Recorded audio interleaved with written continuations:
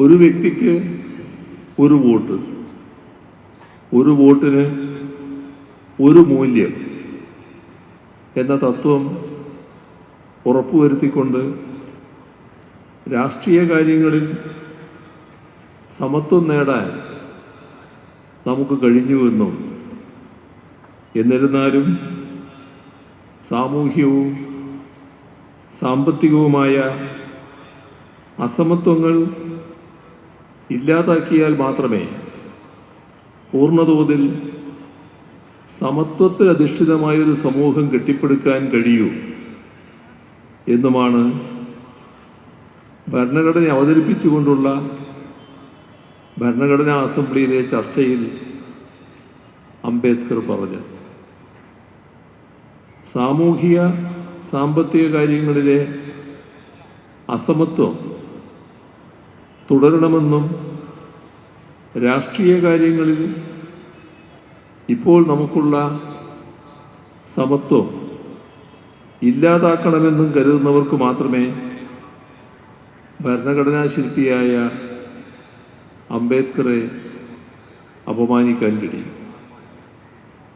അത്തരക്കാരുടെ ഉദ്ദേശം എന്താണെന്നത് വ്യക്തമാണ്.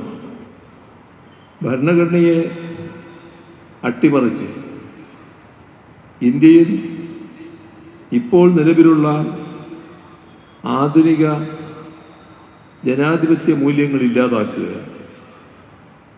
വിശ്വാസസംഹിതകളെ അടിസ്ഥാനപ്പെടുത്തിയുള്ള ഭരണ സംവിധാനം ഇവിടെ പ്രാബല്യത്തിൽ വരുത്തുക, ഇതിനാണ് അവർ ശ്രമിക്കുന്നത്.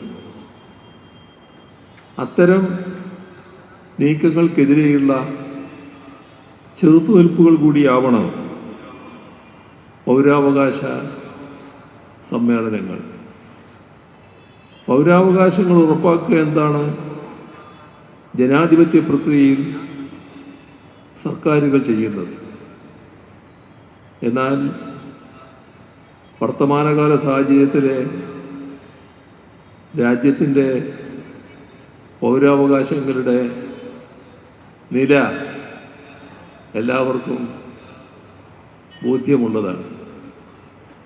പൗരാവകാശങ്ങൾ ഉറപ്പാക്കുകയല്ല, ഹരിക്കപ്പെടുകയാണ്. സ്വതന്ത്രമായ അഭിപ്രായം പ്രകടിപ്പിച്ചാൽ അപ്പോൾ കൽത്തുറുങ്കിലടക്കുകയാണ്.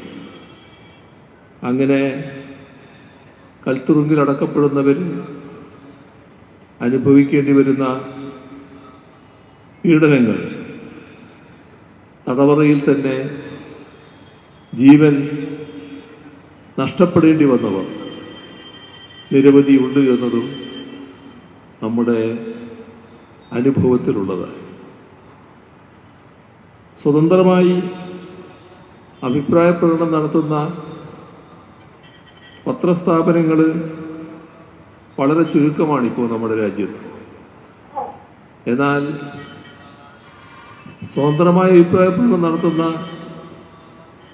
മാധ്യമ സ്ഥാപനങ്ങളെ അന്വേഷണ ഏജൻസികളെ ഉപയോഗിച്ച് വേട്ടയാടുന്നതും രാജ്യത്ത് നാം കാണുകയാണ്.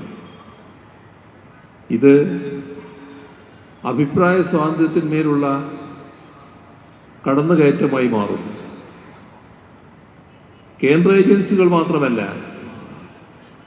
കേന്ദ്ര ഏജൻസികൾക്ക് പുറമെ സംഘപരിവാർ നേതൃത്വം നൽകുന്ന അവരുടേതായ ഗൂണ്ടാ സ്ക്വാഡുകളുണ്ട്. അവര് സ്വതന്ത്ര ചിന്തകരെയും വിമർശകരെയും വേട്ടയാടുന്നതും രാജ്യത്തിൻ്റെ പല ഭാഗങ്ങളിൽ നാം കാണുന്നു. ഗൗരി ലങ്കേഷ്, ഗോവിന്ദ് ബൻസാര, എം കൽബുർഗി, അവരുടെയെല്ലാം അനുഭവം നമ്മുടെ രാജ്യത്തിനാകെ അറിവുള്ളതാണ്.